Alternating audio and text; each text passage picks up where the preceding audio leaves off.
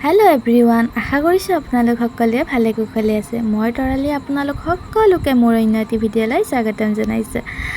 আৰু আজি মই ৰান্ধিব গৈ আছো মোৰ কাৰণে বিশেষ বস্তু কিয়নো ঘৰৰ পৰা মায়ে দি পঠাইছে যোৱাকালি মানুহজনে কিবা এটা কামত গৈছিলে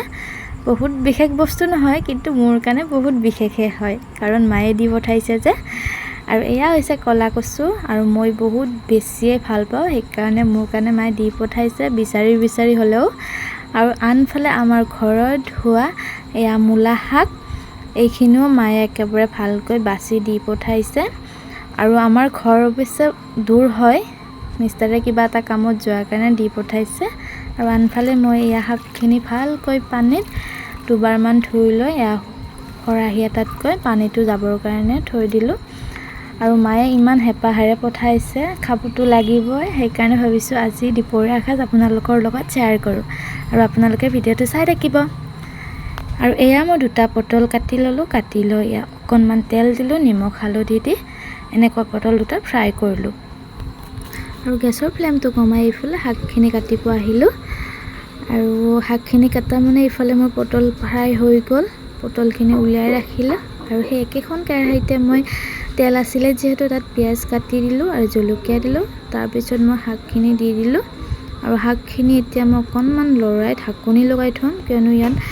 হালধি নিমখ এতিয়াই মই নিদো নিমখ দিলে এতিয়া বেছি হৈ যাব পাৰে যেহেতু শাক কমি যায় আৰু শাকখিনিত মই এটা আলু এড কৰিছো আপোনালোকে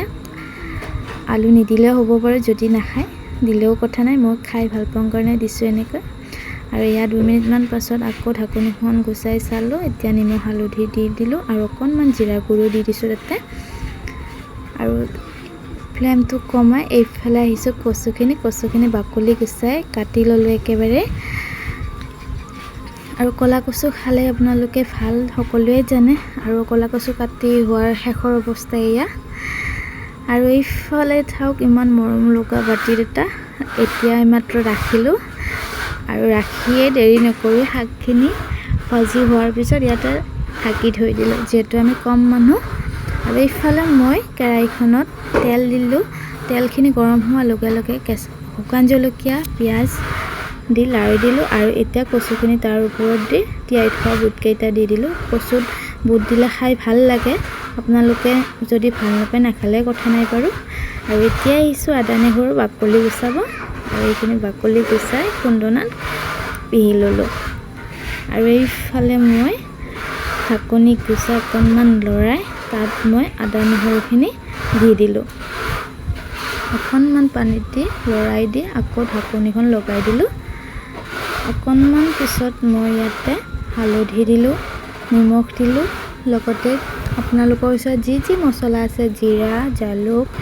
ধনিয়াৰ গুড়ি গৰম মছলা যি আছে আপোনালোকে দি দিব আৰু এইকেইটা হৈছে আমাৰ ঘৰত শুকান মাছ আৰু কচু শুকান মাছ দিলে জানেই নহয় কিমান বেছি টেষ্টি হয়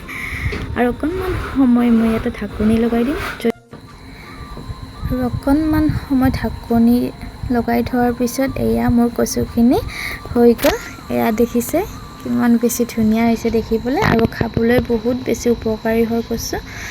আৰু এতিয়া মই আপোনালোকৰ ওচৰত মোৰ থালিখন ৰেডি কৰিম